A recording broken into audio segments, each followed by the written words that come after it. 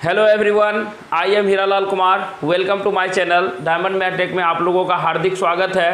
तो मैं आज आप लोगों के लिए 2020 का इंजीनियरिंग मैकेनिक्स का बहुत ही इम्पोर्टेंट क्वेश्चन लेकर आया हूं, जो कि आपके 2021 में भी पूछे जा सकते हैं। तो अगर आपको अच्छा कुछ करना है तो वीडियो को पूरा देखिएगा, चूँकि वीडियो में आज आपके 10 से 12 क्वेश्चन बताए जाएंगे, तो ज़रूर देखने का कोशिश कीजिएगा। तो आइए हम शुरू करते हैं बिना आपका समय लिए हुए। 2 steel wires having same length, यानी कि 2 स्टील का वायर दिया हुआ है जिसका लेंथ जो है कि दोनों का बराबर है। Are suspended from a sling, यानी कि एक छत से उसको लटका दिया गया है। अंडर द सेम लोड, दोनों में जो लोड जो भी दिया गया है वो भी आपका सेम है। जैसा कि यहाँ से अगर देखा जाए तो मानिए एक ये हो गया, दो हम लोग लेते हैं, ये जो हो गया आपका लेंथ, दोनों का सेम लेंथ है। और मानिए इसमें से कुछ मास जो है कि दोनों का मास है और दोनों का मास क्या है आपका सेम दिया हुआ है। ये मानिए ये सीलिंग है आपका और सीलिंग में जो है कि इसको लटका दिया गया है।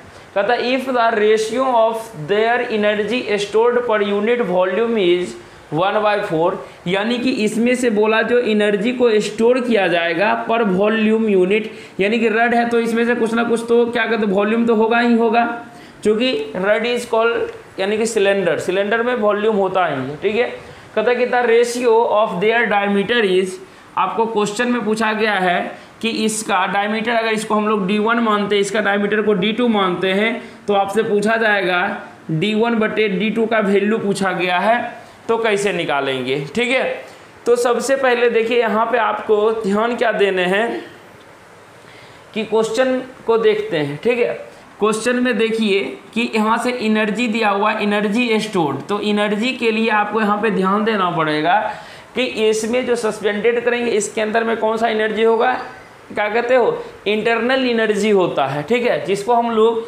यू से डिनोट करते हैं। क्या करते हैं, यू से डिनोट करते हैं।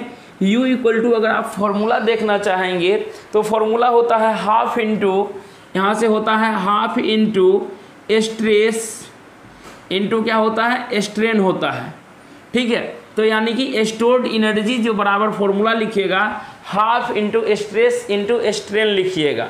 ठीक है, और जब आप इंजीनियरिंग मैकेनिक्स जब पढ़े होंगे तो वहाँ पे आप स्ट्रेस अपॉन स्ट्रेन बटे एक फॉर्मूला पढ़े होंगे कि यहाँ से इसको कहते हैं यंग मॉडुलस ऑफ इलास्टिसिटी, जहाँ पे क्या होता है स्ट्रेस अपॉन, यहाँ पे क्या होता है फॉर्मूला इसका स्ट्रेन होता है। ठीक है, अगर हम चाहें दोनों में से किसी एक को चेंज कर लेंगे। ठीक है, किसी एक को अगर हम चेंज कर लेंगे तो वहाँ पे हम चाहें तो क्या लिख सकते हैं, चूँकि आप देखिए कहिएगा कि सर स्ट्रेस बराबर जो होता है, कि स्ट्रेस बराबर हम लोग फॉर्मूला जानते हैं सर होता है फोर्स बटे एरिया होता है। अगर स्ट्रेन के जगह पे लिखा जाए तो हम क्या लिख सकते हैं, अगर स्ट्रेन बराबर लिखिएगा, चूँकि इसको स्ट्रेस में कन्वर्ट कर लेते हैं, चूँकि आपसे डायमीटर का चर्चा किया गया है। ठीक है, तो स्ट्रेन बराबर क्या हो जाएगा, स्ट्रेस बटे इसको गामा पढ़िए या यंग मॉडुलस ऑफ इलास्टिसिटी कहिए। ठीक है, तो देखिए यहाँ से अगर हम स्ट्रेन के जगह पे अब लिखेंगे तो फॉर्मूला क्या बन जाएगा, half into force into area into strain बराबर हो जाएगा आपका स्ट्रेस अपॉन में क्या हो जाएगा 1 बटे क्या कहते हैं इसको, यंग मॉडुलस ऑफ इलास्टिसिटी। ठीक है, तो देखिए यहाँ से डायरेक्टली हम लोग क्या लिख सकते हैं 1 इंटू फोर्स, चूँकि देखिए यहाँ से स्ट्रेस अगर मानिए इसको मिटा के हम लोग जानते हैं स्ट्रेस इक्वल टू जो भी जानते हैं, देखिए फाइनली क्या आ गया, यहाँ से आ जाएगा आपका स्ट्रेस का होल स्क्वायर इंटू 1 बटे लिख दीजिए ना, कोई दिक्कत नहीं है।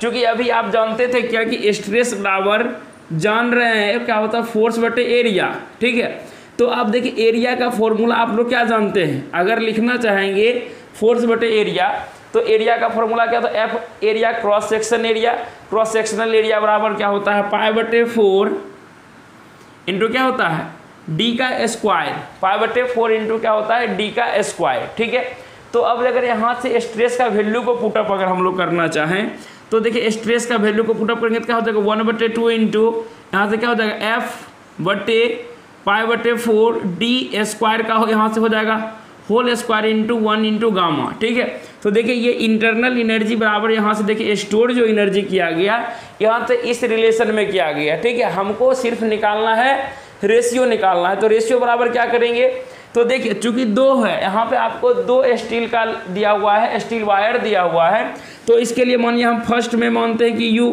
या तो यहाँ से देखिए डायरेक्टली U इज हम लोग कह सकते हैं U is inversely proportional to 1 बटे क्या कह सकते हैं, देखो ये डी स्क्वायर का होल स्क्वायर है, तो डी स्क्वायर का होल स्क्वायर करेंगे तो क्या हो जाएगा, डी पे पावर 4 होगा कि नहीं होगा, बिल्कुल होगा डी पे पावर 4, ठीक है।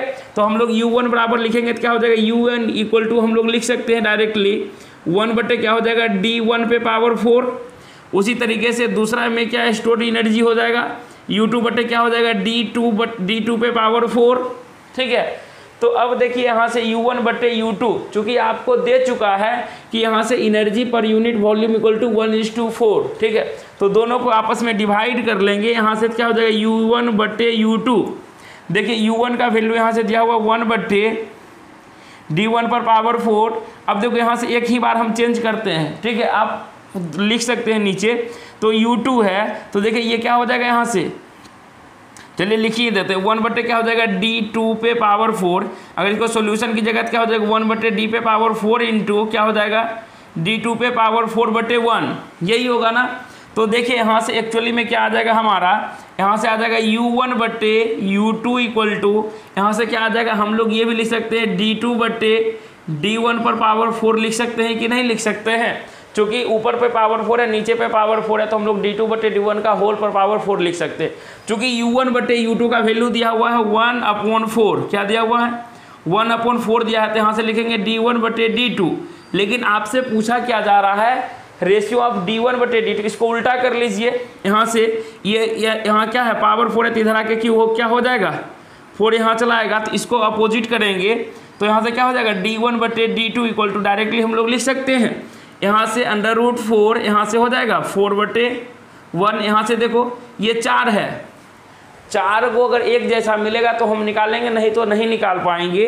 तो देखो नीचे ऊपर में तो सिर्फ क्या बचेगा 4, यहाँ पे हमारा ये हो जाएगा, लेकिन नीचे में क्या हो जाएगा हमारा 1 हो जाएगा, ठीक है। अब देखो 4 को आप क्या लिखोगे 2 पे पावर 2, और देखो इसका मतलब क्या होता है 1 बटे 4, इसको कैंसिल करोगे तो क्या हो जाएगा, ये हो जाएगा आपका 2 पे पावर 1 बटे 2, ठीक है। और नीचे में क्या हमारा दिया 1 बटे 2 का मतलब क्या होता है √2 होता है, तो √2 बटे 1 लिखेंगे तो क्या हो जाएगा आंसर, यानी कि √2:1 हो जाएगा। यानी कि ऑप्शन नंबर हमारा सी में दिया हुआ है √2:1, ठीक है। अब कहोगे कि सर इतना देर आपको लग गया बनाने में, लेकिन आप लोगों को नहीं लगेगा, क्योंकि आप लोग इसको 1-2 बार प्रैक्टिस कर लीजिएगा तो आपसे बन जाएगा।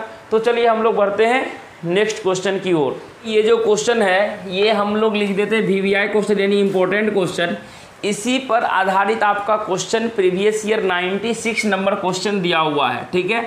हम ये क्वेश्चन आपको बना देते हैं और जो है कि आप 96 क्वेश्चन को अच्छे से बना लेंगे और तुरंत कमेंट करेंगे आंसर को, हम आपके कमेंट का वेट करेंगे, ठीक है। तो देखिए सबसे पहले इस क्वेश्चन को बनाना कैसे है, पढ़ते अच्छे से। कहता है कंसीडर ए फोर्स F, यानी कि हम देखते हैं एक फोर्स जो है, इस फोर्स का इक्वेशन दे रखा है, यानी कि वेक्टर फॉर्म में दे रखा है। कहता the work done by this force, यानी कि इस फोर्स के द्वारा वर्क डन कितना होगा, यानी कि आपको निकालना है क्वेश्चन में क्या, वर्क डन निकालना है, ठीक है। कहीं force in moving A particle from A to B, यानी कि पार्टिकल जो हुआ A से B तक मूव कर रहा है एलोंग ए स्ट्रेट लाइन, यानी एक जो है कि क्या कर रहा है एक स्ट्रेट लाइन बना रहा है, ठीक है। तो सबसे पहले क्या करेंगे, यहाँ से देखिए कि हम क्या करते हैं एक ग्राफ का निर्माण कर लेते हैं समझने के लिए आपको अच्छे से। ये ओरिजिन होता है, ये x है, ये y पॉइंट है, ठीक है, ये x डैश होता है, ये हमारा y डैश होता है, ठीक है। तो देखिए कह रहा है कि a का जो कोऑर्डिनेट है 1 और 0 है, a मतलब x, यानी x का वैल्यू 1 है, y का वैल्यू 0। तो x का वैल्यू 1 कहीं ना कहीं मानो दूर ही आएगा 1, और y का वैल्यू 0, यानी कि मानो कि इस पॉइंट का कोऑर्डिनेट यहाँ आ गया जिसका कोऑर्डिनेट दिया हुआ है 1 और 0। उसी तरीके से कह रहा है b का कोऑर्डिनेट, यानी x का वैल्यू 0, यानी कि ओरिजिन पे आएगा, और जो है कि y का वैल्यू 1, तो मानो कि यहाँ पे कहीं ना कहीं इस पॉइंट पे आएगा, तो जिसका कोऑर्डिनेट इसको हम लोग b कहते हैं, और ये दिया हुआ है 0 1, ठीक है। तो कहा कि यह देखो अब a से b को अगर हम लोग मिलाएंगे तो क्या देखो क्या ये कैसा लाइन बनेगा, देखो ये स्ट्रेट लाइन ही बनेगा, ठीक है। तब जो कह रहा कि हमको जो दिया हुआ, चूंकि हम लोग क्या जानते हैं फाइनल हमको निकालना है क्या क्वेश्चन में वर्क डन, यानी कि वर्क डन बराबर क्या आप लोगों को पढ़ाए थे सर? वर्क डन बराबर आप तो पढ़ाए थे फोर्स, क्या पढ़ाए थे? Work done equal to force, ठीक है। यानी कि अगर इंटीग्रेशन में दिया हुआ है, अगर जो है कि आपको वेक्टर फॉर्म में दिया तो integration of force into dot product of displacement पढ़ाए थे। क्या पढ़ाए थे? Force into dot product of displacement पढ़ाए थे, ठीक है। तो देखिए यहाँ से अगर निकालिएगा तो f को f रहने दीजिए, f से हमको कोई मतलब नहीं है। अगर f का वैल्यू आप लिखना चाहें तो यहाँ से लिख सकते हैं, क्योंकि f का इक्वेशंस दे रखा है माइनस एक्स क्यूब आई कैप प्लस वाई स्क्वायर जे कैप, ठीक है। डॉट प्रोडक्ट ऑफ, अब ds क्या चीज़ है? ds मतलब डिस्प्लेसमेंट, यानी कि a से पहुँचेगा ये b तक, ठीक है। b तक पहुँचेगा तो देखो डिस्टेंस जो कवर करेगा यह दोनों डायरेक्शन में कवर करेगा। देखो एक x एक्सिस में भी जा रहा है, दूसरा y एक्सिस में भी जा रहा है, यानी कि यहाँ पर जो हमको लेना पड़ेगा डिफरेंस यानी कि डिस्प्लेसमेंट, चूँकि x की तरफ भी बढ़ रहे हो, y की तरफ भी जा रहे हो, क्योंकि इसमें से i जो है कि डायरेक्शन को शो करता है, तो यहाँ पर हमको क्या लेना पड़ेगा? x के लिए i कैप लेते हैं और y के लिए क्या लेंगे? j कैप लेंगे, ठीक है। और डॉट प्रोडक्ट को हमने बहुत अच्छे तरीके से पढ़ाया था आपको कि यहाँ से क्या करेंगे, सिर्फ x वाले को इससे गुना करेंगे x वाले से, तो i इंटू आई क्या हो जाएगा? 1 हो जाएगा। तो यहाँ पे क्या हो जाएगा? Minus X cube into D X, बीच में प्लस है, ये इंटीग्रेशन दोनों में हो जाएगा, तो यहाँ से क्या हो जाएगा? वाई स्क्वायर इंटू क्या हो जाएगा? D Y. अब देखो यहाँ से लिमिट जो पुट होता है वो कैसे होता है? चूँकि x में शुरुआती में फर्स्ट जो इंटीग्रेशन की हम लोग x का सापेक्ष, तो देखो x डायरेक्शन में सबसे प्रारंभिक स्थिति क्या थी? यानी प्रारंभिक सर x का वैल्यू पहले 1 था, लेकिन बाद में x का वैल्यू हो गया 0, यानी कि लोअर लिमिट क्या करेंगे? पहले लिखेंगे 1, बाद में हो जाएगा 0। उसी तरीके से y में देखेंगे, प्रारंभिक में क्या था हमारा? y था 0, बाद में कितना हो गया? y हमारा 1 हो गया। तो यानी कि लोअर लिमिट 0 रखेंगे, अपर लिमिट 1 रखेंगे, ठीक है। तो अब जो है कि इसका इंटीग्रेशन करने के लिए आप लोग जानते हैं अच्छे तरीके से, माइनस को आप बाहर भी कर सकते हैं। तो देखिए यहाँ पे क्या हो जाएगा? x पे हम बोले थे इंटीग्रेशन में पावर को जोड़ना होता है 1, यानी कि x पे पावर 4 अपन क्या लिखेंगे? 4, लोअर लिमिट 1 है, अपर लिमिट है 0, ठीक है। प्लस या तो देखो अगर इसको चेंज करोगे, ऑर्डर ऑफ इंटीग्रेशन से करोगे, तो इसको ले आएंगे 0 और ये चला जाएगा ऊपर, तो माइनस बाहर आ जाता, तो माइनस माइनस क्या हो जाता? ये प्लस ऐसे भी खत्म हो जाएगा, ठीक है। नहीं तो ऐसे भी बना सकते हो, कोई दिक्कत नहीं है।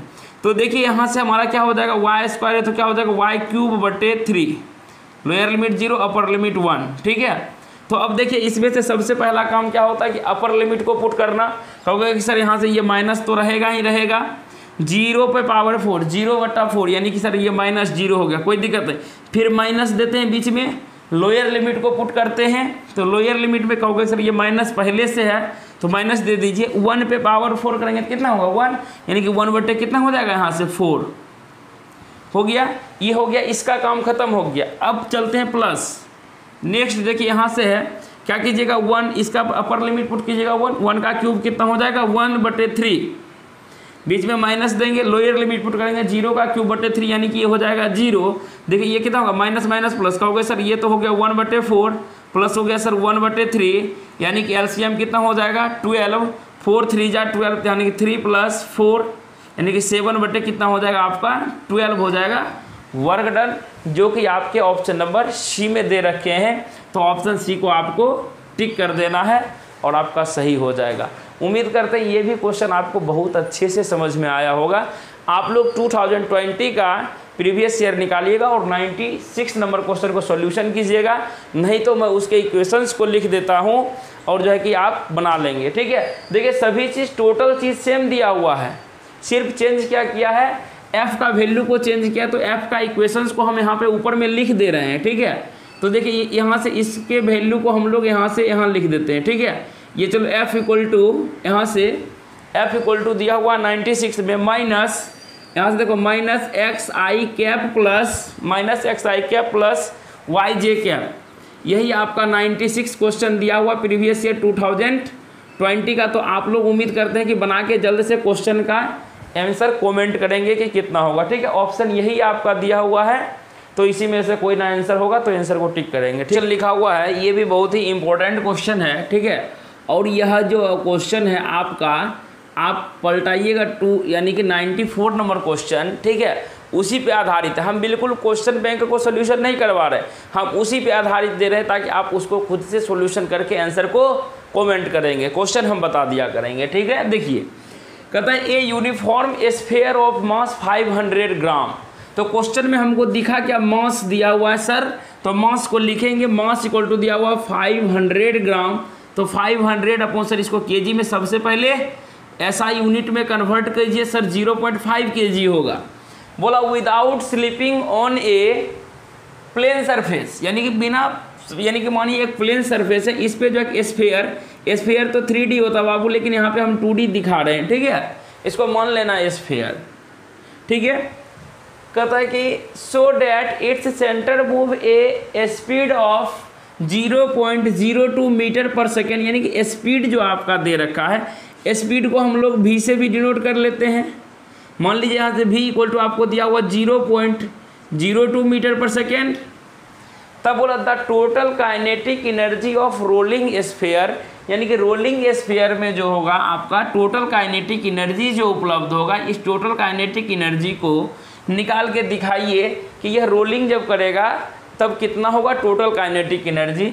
तो देखिए यहाँ से सबसे बढ़िया तरीका, एक क्वेश्चन को हम बताएंगे और कॉन्सेप्ट को सिखाएंगे, आप नेक्स्ट क्वेश्चन में तुरंत बनाइएगा, हमको पता है। तो देखिए काइनेटिक टोटल बराबर क्या हो जाएगा, सबसे पहले हम जब आपका क्लास ले रहे थे तो वहाँ सिखाए थे दुनिया में 3 तरह के ही मोशन को हमने डिवाइड किया था। ठीक है, तो उसमें से देखिए सबसे पहला चीज़, अगर ये हमारा क्या कहते हैं मूव करेगा, इस तरीके से मानिए मूव करेगा, तो यहाँ से जो है कि आपका ये मूव किया, यहाँ से चूँकि गोल गोल घूमेगा तो इसमें से एंगुलर स्पीड होगा, सीधी सी बात है।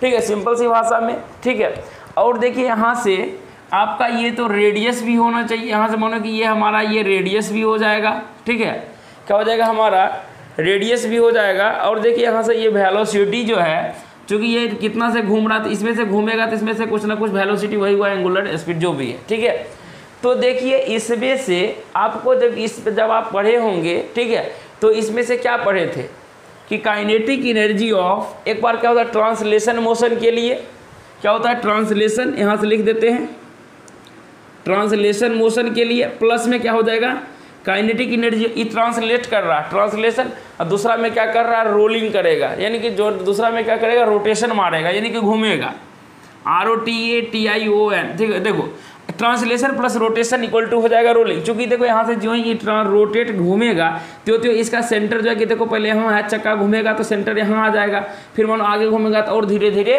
बढ़ते जाएगा। ठीक है, तो ऐसे केस में जो होता है कि हमारा इसमें से क्या उत्पन्न होता है, आई उत्पन्न होता है, जहाँ की आई इक्वल टू आपको हमने फॉर्मूला पढ़ा चुका है कि स्फीयर के केस में आपको लेना है, क्या लेना है 2/5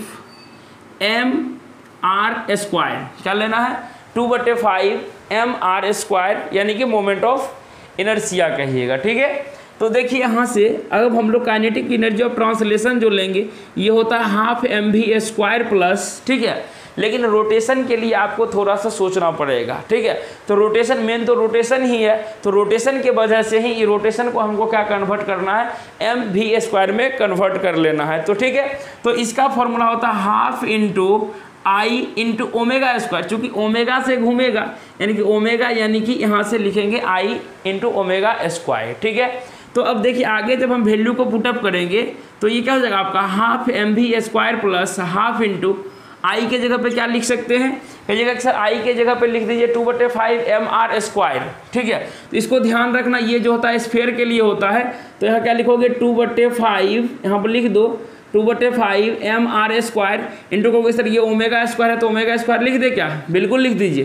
देखिए सर ये 2 से 2 कट जाएगा, तब क्या बचेगा आपका, तब बच जाएगा यहाँ से 1/2 mv² प्लस 1/5। अब कहोगे कि सर यहाँ से दिया हुआ mr² ω², क्या रिलेशन होता है, क्या बिल्कुल होता है। देखो चूँकि चूँकि हम v बराबर आपको क्या बताएं, v बराबर ω/r बताए हैं।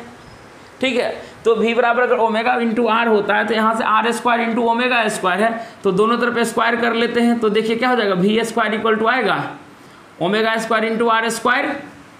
तो यहाँ पे देखिए हम लोग क्या करेंगे, इसके जगह पे v को पुट करेंगे तो क्या हो जाएगा, हाफ mv² प्लस 1/5 mv², दोनों का एलसीएम लेंगे तो क्या हो जाएगा 10 हो जाएगा, 2 5 जा 10, यानी क्या हो जाएगा 5 mv² प्लस 5 2 जा 10, 2 mv² इक्वल टू क्या हो जाएगा 7/10। यहाँ से फॉर्मूला आ गया mv², ठीक है, कितना फॉर्मूला आ गया 7/10 mv²।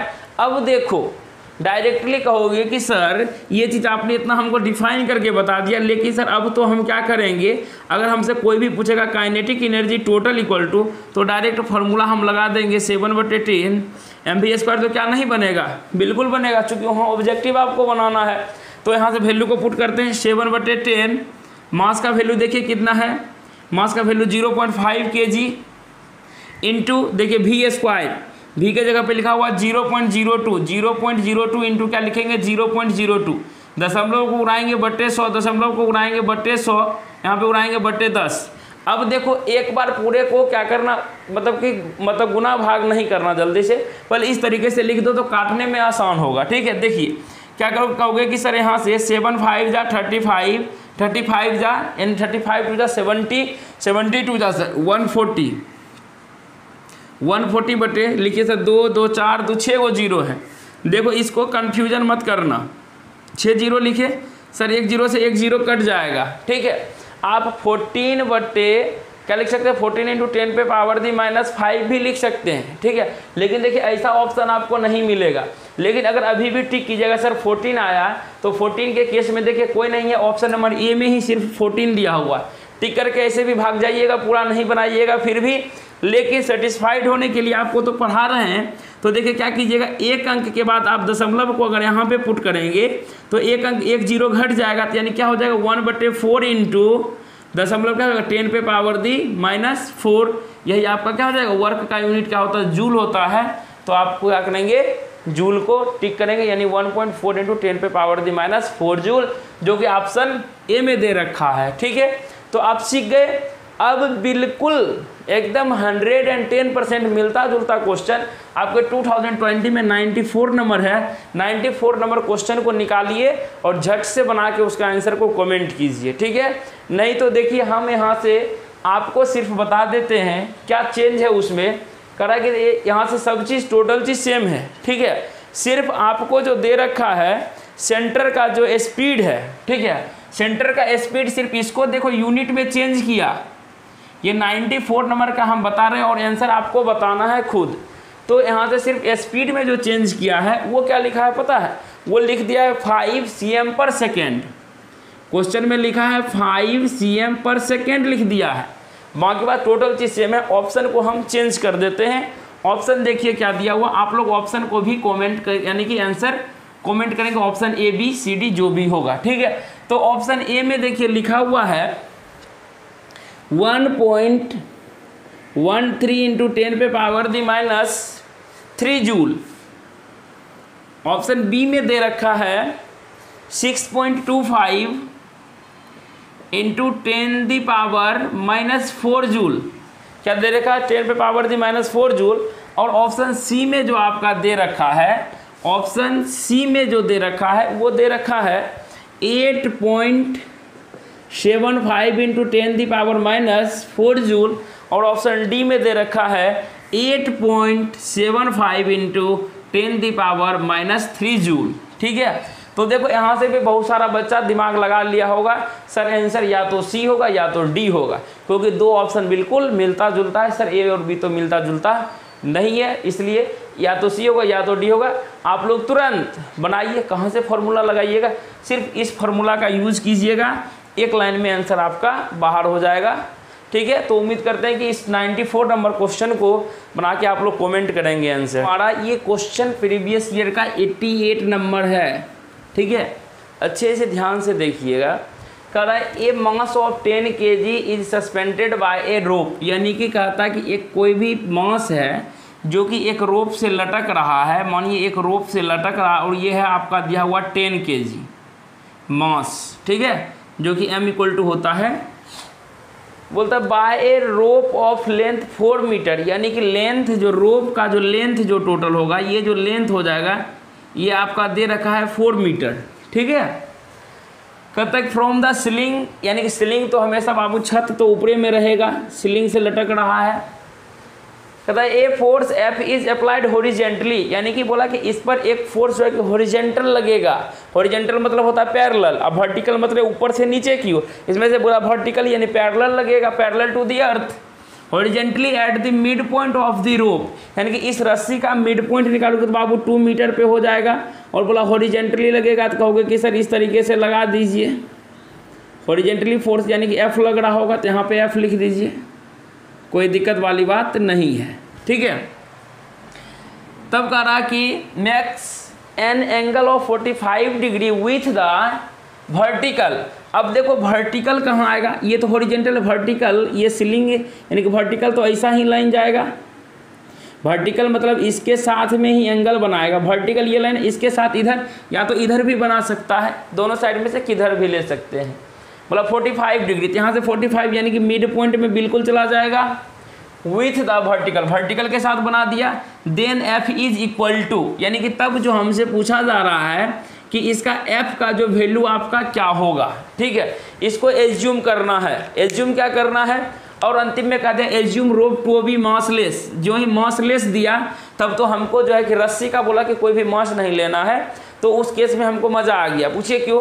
क्योंकि अब कहिएगा कि सर ये तो इंक्लाइंड यहाँ से इस तरीके से अगर है, इस तरीके से अगर फोर्स इस पे इधर लग रहा तो रस्सी तुम सोच के देखो किधर भागेगा, इधर जाएगा, कुछ ना कुछ तो इंक्लाइंड भागेगा कि नहीं भागेगा, बिल्कुल इंक्लाइंड भागेगा, ठीक है। तो अब देखो इसमें से हम एक ही चीज़ जानते, क्या चीज़, यहाँ से आपको बताए थे क्या कि जब क्या कहते हैं वर्टिकल अगर लगे तो उसको हम लोग, यानी कि जब इंक्लाइंड फोर्स लगे तो हम लोग हॉरिजेंटल और वर्टिकल कंपोनेंट को मानते हैं, ठीक है। तो देखिए यहाँ से ये हमारा ये जो हमारा हो जाएगा हॉरिजेंटल कंपोनेंट ये हो जाएगा और वर्टिकल कंपोनेंट ये हो जाएगा। ये दोनों कंपोनेंट अभी क्लियर किए। डायरेक्शन किधर होगा इसको हमको तय करना है, डायरेक्शन किधर होगा तो इसको हमको तय करना है। तो इसके लिए देखिए सबसे पहला चीज़ कि हमने आपको बताया था, ये बीच में अगर रस्सी है तो देखो इसका इफेक्ट तो नीचे की ओर पड़ेगा, अगर डाउनवार्ड है तो इसका टेंशन कहाँ होगा, ये टेंशन तो हमारा ऊपर की ओर होगा, ये टेंशन, और ये टेंशन जितना होगा ये टेंशन भी हमारा उतना ही होगा। क्या होगा कि नहीं होगा, इसका टेंशन जो है कि हमारा उतना ही होगा। तो देखिए जब ये टेंशन दोनों के जगह का टेंशन तो बराबर होगा, तो अब देखिए जब ये हमारा जिसके साथ में एंगल लगता है उसको क्या कहते हैं कॉस थीटा, यानी कि अगर टेंशन मानते तो यहाँ पे हम लोग क्या लिखेंगे, अगर ये टी को ही सपोज कर रहे हैं तो ये क्या हो जाएगा टी कॉस 45 डिग्री, जो शेष बच गया उसके लिए क्या लगाएंगे टी साइन 45 डिग्री, ठीक है। अब देखिए यहीं से आपका आंसर आ जाएगा बाहर। पूछिए कैसे, क्योंकि सर हमको पूछा गया फोर्स, चूंकि फोर्स इक्वल टू क्या हो जाएगा, फोर्स चूंकि ये डायरेक्शन उधर है और ये डायरेक्शन हमारा क्या हो जाएगा बाहर की ओर इधर हो जाएगा, चूंकि इसका डायरेक्शन आउटवर्ड दी सेंटर है, बाहर है, तो ये भी डायरेक्शन बाहर निकलेगा। सर एफ अगर इसको हम पॉजिटिव लेते हैं तो ये निगेटिव लेंगे, तो उसको बराबर के उधर भेजेंगे तो क्या हो जाएगा एफ इक्वल टू क्या लिखेंगे टी साइन 45 डिग्री। सर ये टी का वैल्यू अगर आ जाता तो मेरा आंसर बाहर हो जाता, तो कैसे निकलेगा। अब जो देखो चूंकि ये वर्टिकली डाउनवर्ड जो लगेगा यानी कि नीचे की ओर कुछ ना कुछ लगेगा कि फोर्स नहीं लगेगा, चूंकि ऊपर की ओर लग रहा है टी कॉस 45 डिग्री, तो नीचे की ओर हमेशा हम लोग जानते हैं क्या लगता है वेट लगता है, वेट बराबर क्या होता है m इंटू जी होता है, ठीक है। तो यानी कि हम लोग फाइनली अगर लिखा जाए यहाँ पे तो हम लोग ये कह सकते हैं, क्या कह सकते हैं, देखिए यहाँ से सर ये तो हो जाएगा W इक्वल टू आप लिख सकते हैं सर टी कॉस 45 डिग्री, क्योंकि सर ये नीचे लग रहा है और ये हमारा ऊपर लग रहा है, ठीक है। तो अब देखिए मास का यानी कि W इक्वल टू एम होता है mg, तो मास देखो 10 दिया हुआ, स्मॉल g का वैल्यू अगर कुछ नहीं दिया हुआ तो हम लोग 9.8 मानेंगे, अगर क्वेश्चन में 10 दिया होता तो 10 मानते, नहीं दिया तो हम लोग 9.8 मानते हैं, ठीक है। इक्वल टू अब देखो t cos 45 का वैल्यू कितना हो जाएगा 1/√2, तो यहाँ से t निकालोगे t इक्वल टू कितना निकल जाएगा 10 इंटू 9.8 इंटू क्या हो जाएगा √2, दशमलव उड़ा दो, कहोगे सर टी का वैल्यू निकल गया 98 इंटू √2, तो यहाँ से सर पुट कर दीजिए इसमें, तो टी का वैल्यू कितना है 98 √2 साइन 45 का वैल्यू 1/√2। ये सब याद रखिएगा। देखिए √2 से √2 कैंसिल, तो फाइनली आंसर कितना निकल जाएगा 98 न्यूटन, यानी कि ऑप्शन नंबर हमारा हो जाएगा सी 98 न्यूटन हो जाएगा, ठीक है। तो ये समझ में भी हमको लगता है बहुत अच्छे तरीके से आपको आ गया होगा। नेक्स्ट देखिएगा एक इसी क्वेश्चन का रिवर्स दिया हुआ था, ठीक है, जो कि आपको PDF बना के क्या कहते हैं आपके व्हाट्सएप ग्रुप में डाल दिया जाएगा पेड वालों बैच में, ठीक है।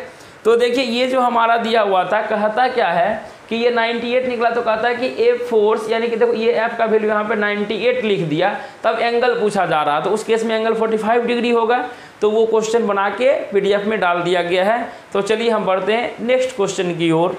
क्वेश्चन है जो कि आपके प्रीवियस ईयर के 98 नंबर हैं। अब बहुत सारे बच्चे के मन में चल रहा होगा सर सीरियली वाइज क्वेश्चन क्यों नहीं करवाते हैं, तो भैया आप बैठे हुए हैं, आप सीरियली वाइज कर लीजिएगा, ठीक है। तो जैसे आपको पढ़ना, चूँकि हम इंपॉर्टेंट और ऑथेंटिक क्वेश्चन बताते हैं जिससे रिलेटेड आपके एग्जाम में आएंगे, ठीक है। तो देखिए लिखा हुआ है a body of mass 10 kg, यानी कि कोई भी एक बॉडी है जिसका क्या दे रखा है मास, तो जो चीज़ दिया हुआ सबसे पहले उसको लिखे, का अटैच्ड टू ए वायर, यानी कि एक वायर में वह अटैच है, ठीक है। मानो एक वायर है ये, और इस वायर में क्या है, ये अटैच है। ये मानो कि ये मास है जिसका 10 kg मास दे रखा है, बोला वायर का लेंथ जो है कि जो कि कितना है 3.5 मीटर लेंथ है, ठीक है। कहता है कि इट्स ब्रेकिंग स्ट्रेस, क्या कि ब्रेकिंग स्ट्रेस मतलब होता है कि मैक्सिमम, जब मानो कि हम कोई भी चीज़ को बांधे आगे बढ़ते हैं, जो कि दिया हुआ ब्रेकिंग स्ट्रेस इज 4.8 × 10⁻7 न्यूटन पर मीटर स्क्वायर। कारण कि area of cross section wire, यानी कि वायर का जो है क्रॉस सेक्शन एरिया, इसका अगर एरिया आप निकालोगे, इसका क्रॉस सेक्शन एरिया, यानी कि मानो ए क्रॉस सेक्शन एरिया को हम लोग ए से डिनोट करते हैं, तो ए बराबर क्या दे रखा है, ए बराबर दे रखा है 10⁻⁻⁻6 मीटर स्क्वायर। यूनिट का ध्यान रखना, और यूनिट जो है हमारा किस में दिया हुआ, SI यूनिट में दिया हुआ है, ठीक है। का what is the maximum angular velocity, यहाँ पे चर्चा हो गया कि मैक्सिमम एंगुलर वेलोसिटी का वैल्यू निकालना है with which it can be rotated in A horizontal circle, यानी कि वह जो है हॉरिजेंटल सर्किल कैसे, तो धागा हम बन के अपने माथा पे घुमाएंगे, चूँकि parallel to the earth, that is called क्या कहते हैं हॉरिजेंटली, तो हॉरिजेंटल घुमाते रहेंगे तो वो हॉरिजेंटल बनेगा, लेकिन यहाँ पे हम आपको वर्टिकली बना के दिखा रहे हैं, ठीक है। तो देखिए मानिए कि इस तरीके से अगर रहेगा, इसमें से धागा बचपन में आप किए होंगे कि धागा में एक ढेप्पा, यानी कि ढेप्पा या पत्थर को बांध के ऐसे ऐसे घुमाते होंगे, तो आपके सर पे बिन बिन करके आवाज़ करता होगा और चारों तरफ घूमता भी होगा, ठीक है। उसके केस में बताइए ये क्या हो जाता है आपका रेडियस, चूँकि मानिए कि ये अगर पत्थर बांधे हैं तो इसी तरीके से घूमेगा, इस तरीके से मानिए इस तरीके से घूमेगा, तो यहाँ पे कौन सा फोर्स उत्पन्न होगा, सेंट्रीपिटल फोर्स, चूंकि गोल है तो यहाँ पे आपका आ जाएगा सेंट्रीपिटल फोर्स उत्पन्न होगा। सेंट्रीपिटल क्या फोर्स उत्पन्न होगा, सेंट्रीपिटल फोर्स। सेंट्रीपिटल फोर्स को FC से डिनोट करते हैं, और FC इक्वल टू क्या फॉर्मूला होता है, mr⍵²। Omega what is omega, omega is the angular velocity, क्या हो जाएगा, omega is the angular velocity. और क्वेश्चन में आपको ओमेगा का वैल्यू पूछा गया है, ठीक है, जहाँ की आपको m का भी वैल्यू दे रखा है, r का भी वैल्यू दे रखा है, ठीक है। सिर्फ ओमेगा यहाँ से हमको अगर ये सेंट्रीपिटल फोर्स टोटल हमको पता चल जाए तो हम लोग आसानी से निकाल लेंगे। लेकिन आपसे कहा गया कि ब्रेकिंग स्ट्रेस, अगर मानो इसे हम घुमा रहे कभी कभी अगर छूट जाता है से तो भाग गया, नहीं तो टूट जाता है। टूटता है मतलब कि उसे पूरा ताकत लग गया, तो breaking stress that is simply सी भाषा में कहेंगे कि स्ट्रेस बराबर आप लोग फॉर्मूला क्या जानते हो, फोर्स बटे एरिया। चूँकि यहाँ से जो फोर्स सेंट्रीपिटल की फोर्स उत्पन्न होगा वही बाहर की ओर इसके लिए उत्पन्न होगा, नचेगा जो मास के लिए, तो मास के लिए जो आपका उत्पन्न होगा फोर्स, ये हमारा क्या हो जाएगा, यहाँ से हम लोग लिख सकते हैं F = FC। इसमें उत्पन्न होगा तो F का वैल्यू कैसे निकालेंगे, तो F = क्या हो जाएगा आपका स्ट्रेस गुना एरिया। तो स्ट्रेस का वैल्यू आपको दे रखा है, कितना दे रखा है, ब्रेकिंग स्ट्रेस 4.8 × 10⁻7 इंटू एक क्रॉस सेक्शन एरिया का वैल्यू दे रखा है 10⁻⁻6। तो इसको सॉल्यूशन करेंगे तो क्या हो जाएगा, 4 इंटू, देखो बेस समान है, गुना में है 2 पावर घटेगा, 7 में से 6 जाएगा तो बचेगा 1, यानी कि हो जाएगा 10। 10 हम बुरा होगा तो ये भी खत्म कहानी, क्योंकि सर ये तो आगे हमारा 48। जब ये हमारा F का वैल्यू 48 आ गया, क्योंकि हम जानते हैं F बराबर क्या होना चाहिए, FC होना चाहिए। तो चलिए यहाँ से बराबर करते हैं, F बराबर FC। तो यहाँ से देखिए F बराबर FC बराबर हम लोग क्या जानते हैं, mr⍵², ठीक है। तो FC का वैल्यू कितना है, देखिए यहाँ से आगे हमारा 48 इक्वल टू मास का वैल्यू कितना दे रखा है 10 kg, R का वैल्यू कितना दे रखा है 0.3 kg, इंटू क्या हो जाएगा ⍵², ठीक है। क्या हो जाएगा 10 इंटू 0.3 इंटू ओमेगा का स्क्वायर हो जाएगा। तो देखिए यहाँ से दशमलव को उड़ाते हैं, बटा ये 0 से 0 कटेगा, 3 एकम 3 16। कहोगे कि sir omega square equal to आ गया 16, तो ओमेगा का वैल्यू कितना आ जाएगा, अंडर रूट क्या आ जाएगा ओमेगा का वैल्यू, अंडर रूट 16। कहोगे कि सर यहाँ से वैल्यू निकलेगा प्लस माइनस 4। ये देखो एंगुलर वेलोसिटी का क्या होता है, यूनिट रेडियन पर सेकेंड होता है, ठीक है। तो जब भी हम लेंगे तो यहाँ से हमको क्या लेके चलना पड़ेगा, पॉजिटिव 4, चूंकि मैक्सिमम पूछा गया तो पॉजिटिव 4 क्या हो जाएगा, रेडियन पर सेकेंड, जो कि आपके ऑप्शन में दे रखा है, ऑप्शन नंबर ए में दे रखा है। ये जो हमारा क्वेश्चन दे रखा है प्रीवियस ईयर का 79 नंबर और 81 नंबर क्वेश्चन आपका जो है कि थ्योरी से रिलेटेड दिया हुआ है, ठीक है।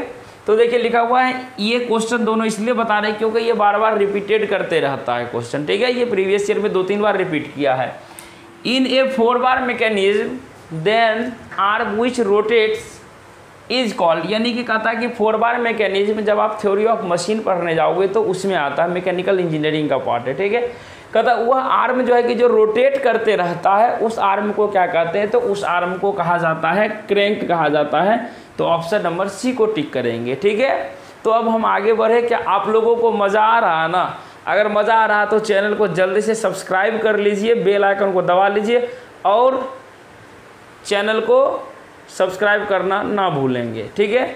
तो आगे बढ़े, चलिए आगे बढ़ते हैं। नेक्स्ट लिखा हुआ है, देखिए ये भी थ्योरेटिकल क्वेश्चन है। लिखा हुआ a truss consisting of non coplanar, क्या लिखा हुआ, नन कोप्लेनर। तो नन कोप्लेनर मतलब क्या हुआ कि एक प्लेन में नहीं होगा, मेंबर इज कॉल्ड, इसको क्या कहा जाता है, तो ऐसे क्यों क्या कहा जाता है, नन कोप्लेनर को कहा जाता है स्पेस ट्रस। क्या कहा जाता है, स्पेस ट्रस। अब देखो इसी से हमको ये पता चला, याद आ गया कि नन कोप्लेनर, कोप्लेनर मतलब क्या था, एक प्लेन हो, नन कोप्लेनर जैसे कि मानो जेड एक्सिस, वाई एक्सिस या एक्स एक्सिस, तीनों अलग अलग 3 दिशा में होगा। जो ही हमारा 3 डायरेक्शन का बात होता है तो ही क्या होता है, हमको आँख के सामने स्पेस यानी 3D फिगर दिखने लगता है, तो इसलिए हो जाएगा स्पेस ट्रस। अगर आपसे पूछ दे क्वेश्चन में कि ए truss consisting of coplanar member is called, अगर कोप्लेनर दिया हुआ है तो आपका आंसर हो जाएगा प्लेन ट्रस। किसके लिए हो जाएगा, कोप्लेनर के लिए। ये आने की संभावना है, इसलिए इसको मैंने लिख दिया है, ठीक है। तो चलिए बढ़ते फिर से आगे न्यूमेरिकल की तरफ, और ये न्यूमेरिकल जो दे रखा है आपका 85 नंबर दे रखा है, ठीक है। और ये न्यूमेरिकल को भी ज़्यादा इंपॉर्टेंट दीजिएगा क्योंकि ये भी रिपीटेशन कर रहा है न्यूमेरिकल, ठीक है। तो देखिए लिखा हुआ है a block of metal weighing 2 kg, यानी कि एक ब्लॉक है जो वेगिंग मतलब कि लटका हुआ है 2 kg, is resting on a frictionless plane. कोई भी मानिए एक प्लेन है फ्रिक्शनलेस प्लेन, इस पे जो है कि रेस्ट कर रहा है, यानी कि यह रेस्ट में है, रखा हुआ है, 2 kg का है, ठीक है। कहता है it is stuck by a jet, यानी कि इस पर एक स्टक यानी कि जेट का जो धार लग रहा है, जेट का मतलब होता है कि पानी वाला, मान लो कि कोई भी जेट होगा, इस तरीके से धार लग रहा है, यानी कि मानो इस पे जो फोर्स जो लगेगा इस तरीके से, मानो कि जेट कोई भी चीज़ का जेट है, जेट ऐसे पानी का ही होता है एक्चुअली में ज़्यादातर, ठीक है। Stuck by a jet releasing water of rate of 1 kg per second, इसको ध्यान देना, 1 kg per second, and at a speed of, ये स्पीड दिया हुआ है 5 metre per second, the initial acceleration of the block, यानी कि आपसे क्वेश्चन में पूछा जा रहा है कि इसका एक्सीलरेशन का वैल्यू क्या होगा, ठीक है। तो देखिए यहाँ से हम लोग एक ही चीज़ जानते हैं कि न्यूटन का सेकेंड लॉ सर F बराबर ma होता है, तो a बराबर हो जाएगा F/m, ठीक है। तो देखो क्वेश्चन में आधा चीज़ हमको दे रखता है, देखो चूंकि मास दे रखा है, कहोगे सर मास तो दे रखा है लेकिन हमको F चाहिए, तो F कैसे निकलेगा, ये चीज़ हमको दिमाग लगाना है, ठीक है। तो अब देखिए डायरेक्टली जो फॉर्मूला होता है क्या होता है, देखिए यहाँ से m लिख लिए, आपको स्पीड दिया हुआ है, ठीक है, स्पीड दिया हुआ है, अगर स्पीड को हम लोग v से भी डिनोट करते हैं, वेलोसिटी भी कह सकते हैं, क्योंकि एक ही डायरेक्शन में भागेगा धारा, इधर उधर नहीं भागेगा, तो उसको हम लोग लिख लेते हैं v = 5 मीटर पर सेकेंड, ठीक है। लेकिन ये क्या चीज़ है, बोला कि जेट रिलीजिंग वाटर को रिलीज करेगा, यानी कि यहाँ से पानी जो जब मारेंगे फुहारा तो क्या होगा, पानी कुछ ना कुछ निकलेगा, 1 लीटर 2 लीटर 5 लीटर 10 लीटर। तो वही बोल रहा है कि 1 सेकेंड में 1 kg, लीटर में नहीं बोला, कोई दिक्कत नहीं, बोला 1 kg पानी आपका 1 सेकेंड में निकलेगा, यानी कि मास निकल रहा है। तो इसी को क्या कहा जाता है, इसी को कहा जाता है मास फ्लो रेट। क्या कहा जाता है, मास फ्लो रेट। और मास फ्लो रेट को हम लोग एम डॉट से डिनोट करते हैं, ठीक है। या तो इसको हम लोग लिखते हैं dm/dt, यानी कि मास को अगर हम लोग टाइम से डिफाइन कर देंगे तो वो निकल जाएगा, मास फ्लो रेट निकलेगा, ठीक है। तो देखिए dm/dt का वैल्यू कितना दिया हुआ, 1 kg/सेकेंड दिया हुआ है, ठीक है। तब देखिए एक्चुअल में फोर्स इक्वल टू होता है क्या, F इक्वल टू होता है मास फ्लो रेट। क्या होता है, F इक्वल टू यहाँ से लिख सकते हैं dm/dt into mass flow rate into velocity, ठीक है। मास फ्लो रेट इंटू क्या लिखेंगे, वेलोसिटी लिखेंगे, तो हमारा वो फोर्स का यूनिट आ जाएगा। कैसे, देखिए यहाँ से मास फ्लो रेट को kg/सेकेंड, वेलोसिटी का होता है मीटर/सेकेंड। आप जानते हैं कि 1 न्यूटन इक्वल टू क्या होता है, 1 न्यूटन इक्वल टू आ जाता है 1 kg/मीटर/सेकेंड²। तो देखिए इसलिए हम दोनों को आपस में गुना करेंगे, तो dm/dt का वैल्यू 1 है और वेलोसिटी का वैल्यू दे रखा है 5, तो यहाँ से क्या निकल जाएगा 5 न्यूटन। और यहाँ पे क्या करना, f का वैल्यू को पुट कर दीजिए, तो क्या हो जाएगा 5/2 डिवाइड कीजिए तो कितना हो जाएगा, 2 2 जा 4, 2 5 जा 10, यानी कि 2.5। इसका यूनिट क्या होता है एक्सेलरेशन का, मीटर/सेकेंड²। तो यूनिट को भी ध्यान रखेंगे, जो कि आपके एग्जाम में काफ़ी ज़्यादा मदद करेगी। तो ऑप्शन नंबर हमारा डी सही दिया हुआ है। ये आज का लास्ट क्वेश्चन आपके सेशन का, जो कि आपके प्रीवियस ईयर के 86 नंबर क्वेश्चन दिए हुए, मोटर से संबंधित यानी कि वर्क एनर्जी पावर से संबंधित बहुत सारे क्वेश्चंस एग्जाम में मिलते हैं। तो इस क्वेश्चन को हम देखते हैं, चूँकि मैक्सिमम क्वेश्चन आपके दैनिक जीवन से ही रिलेटेड पूछेंगे। तो देखिए क्वेश्चन लिखा हुआ ए 60 HP इलेक्ट्रिक मोटर, यानी कि 60 HP का मतलब आप लोग क्या जानते हो, हॉर्स पावर होता है, ठीक है। यानी कि ये जो हमारा दे रखा, क्या दे रखा, पावर इक्वल टू दे रखा है 60 HP। सबसे पहले इसको क्या करेंगे, SI यूनिट में कन्वर्ट करेंगे, चूंकि जानते हैं 1 HP इक्वल टू कितना वाट होता है। और क्वेश्चन में भी आपको दे रखा है, अगर आपको याद नहीं है तो होता है 750 यानी 46 वाट होता है। इसलिए 60 HP इक्वल टू क्या होगा, 60 × 746 वाट, ठीक है।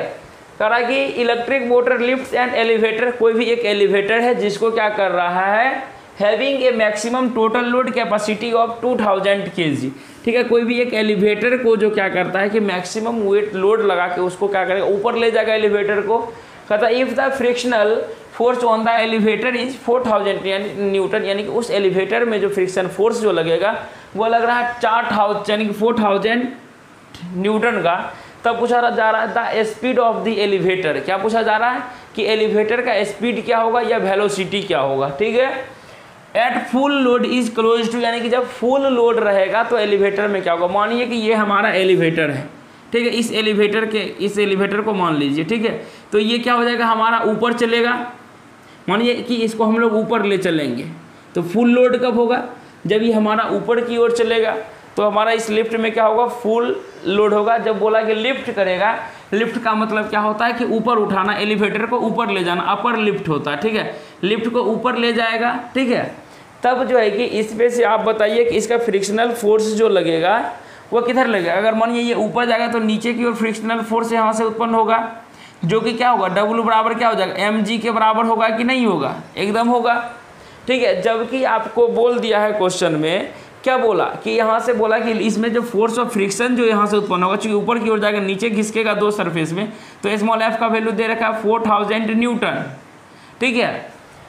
और अब जो है कि हम लोग निकालेंगे क्या, जब ये चीज़ हमको पता हो गया, ठीक है। तो जो है कि इसमें से मैक्सिमम कैपेसिटी लोड जो है कि 2000, मानो इसके अंदर में जो है कि 2000 kg नहीं होगा, ये मानो 2000 kg है। जब इसको लोड में बदलेंगे तो हम जानते हैं किसी भी मास को अगर g से मल्टीप्लाई कर दिया जाए तो वो क्या निकल जाएगा, टोटल मैक्सिमम लोड यानी कि न्यूटन निकल जाएगा। तो यहाँ से मास देखो दिया रखा है, मास दे रखा है 2000 kg, 2000 को स्मॉल जी का वैल्यू देखो 10 रखा है, इसको गुना करोगे तो क्या हो जाएगा, 20000 न्यूटन हो जाएगा। यानी कि मैक्सिमम जब इसको मन ऊपर ले जाएंगे तो टोटल 2000 न्यूटन तो ये लगेगा, और फ्रिक्शनल फोर्स भी तो खींचेगा ही ना। तो टोटल जो है कि लोड आपका इसमें कितना हो जाएगा, टोटल लोड जो हो जाएगा आपका, टोटल इक्वल टू अगर आप लिखना चाहिएगा टोटल मैक्सिमम लोड, तो कितना होगा, 20000 तो इसका हो गया, अब प्लस में 4000 फ्रिक्शनल फोर्स का हो जाएगा, तो कितना हो जाएगा टोटल 24000 न्यूटन जो है कि आपका ये टोटल हो गया आपका लोड, यानी कि टोटल आपका क्या हो गया, लोड हो गया। इतना उसको ऊपर पावर लगा के इसको खींचना पड़ेगा। ठीक है, तो एक चीज़ हम और जानते हैं, फॉर्मूला क्या जानते हैं, पावर इक्वल टू, जो चीज़ बेटा पावर इक्वल टू जानते हैं फोर्स इनटू, अगर स्पीड कर दिया जाए, फोर्स को अगर स्पीड से मल्टीप्लाई कर दिया जाए या वेलोसिटी से मल्टीप्लाई करेंगे तो क्या निकल जाएगा, हमारा पावर निकल जाएगा। ठीक है, तो हमारा स्पीड ही पूछा जा रहा है, तो स्पीड इक्वल टू अगर फॉर्मूला लिखेंगे तो क्या हो जाएगा, स्पीड इक्वल टू हो जाएगा पावर बटे फोर्स, यही हो जाएगा ना, पावर इक्वल पावर बटे फोर्स। तो पावर का वैल्यू देखिए क्वेश्चन में दे रखा है 60 इंटू 746 अपॉन, अब देखिए यहाँ फोर्स कितना दे रखा है 24,000 न्यूटन। कैंसिल कीजिए, देखिए ये से ये 0 कैंसिल, 6 से कैंसिल कीजिए, 6 4 जा 30 24 00, यानी कि 746 अपॉन कितना आ गया यहाँ से 4 इंटू 00, यानी 4 इंटू 100 लिखेंगे। अब देखो एक चीज़ सिखा देते हैं तुम लोगों को हम, ठीक है, कहना कि सर सिखा के गए। अगर मानो नीचे में 2 4 6 8 रहे तो आप जानते हो 4 के टेबल में अगर 2 जीरो रहेगा तो मेरा कट जाएगा, कोई भी संख्या होगा। ठीक है, यानी मानो ऊपर में 100 से गुना कर दो और नीचे में भी 100 से गुना कर दो तो आसान होगा आपको बनाने में। ठीक है, जैसे देखिए 4 से काटेंगे सर, 4 गुने 25 करेंगे तो ये होगा, नीचे में 1 2 3 4 इसको ये दोनों को आपस में गुना कर लो, 4 अंक के बाद आसानी से दशमलव बैठा दो। ठीक है, और देखो और इसको सिंप्लीफाई करके बना सकते हो अगर आपका और मैथ मजबूत है तो। यहाँ से देखिए 7 कितना है, 746 इंटू 25 बटे नीचे में कितना 1 2 3 4 वो जीरो है। देखो 25 को हम लोग क्या लिख सकते हैं, 25 को अगर हम लोग लिखना चाहेंगे तो इसको हम लोग लिख सकते हैं 10, यानी कि 100 बटे क्या लिखेंगे 100 बटे 4 लिखेंगे। तो 4 से देखो ये पूरा कटेगा क्या, नहीं कटेगा तो छोड़ दो, इतना करने का कोई मौका नहीं है। तो इस दोनों को मल्टीप्लाई करेंगे, 746 को 25 से, 6 5 जा 30, 4 5 जा 20 23, 7 5 जा 35 37, 6 2 जा कितना हो जाएगा 12, 4 2 जा 8 1 9, 7 2 जा 14 कितना हो जाएगा 0 5 9 7 16, 4 3 7 1 8, सर 186 कितना आ गया यहाँ से 186 50 बटे सर 4 को जीरो है, लिख दे क्या, लिख दीजिए। देखिए दशमलव कितना होगा 1 2 3, यानी कि 1.865। आप जानते हैं कि स्पीड का यूनिट क्या होता है, मीटर पर सेकेंड होता है। तो ऐसा देखिए कौन सा ऑप्शन में दे रखा है, ऑप्शन नंबर बी में दे रखा है, तो ऑप्शन बी को हम लोग टिक करेंगे। तो उम्मीद करते हैं कि आज का क्लास आप लोगों को बहुत ही ज़्यादा पसंद आया होगा। अगर पसंद आया तो लाइक को 500 अगर पहुंचा देते हैं आप लोग तो बहुत ही जल्द आप लोगों के लिए धांसू क्लास, जो कि आपका 2013 से लेके 20 तक के लिए एक सरप्राइज क्लास आएगा। लेकिन आपको इस वीडियो पर लाइक 500 पूरे करने हैं। तो मिलते हैं हम लोग नेक्स्ट वीडियो में, तब तक के लिए चैनल को सब्सक्राइब करके बेल आइकन को दबा के रखिए और नेक्स्ट वीडियो को आने का वेट कीजिए और नेक्स्ट वीडियो देखिए। तो मिलते हैं हम लोग नेक्स्ट वीडियो में। जय हिंद, जय भारत।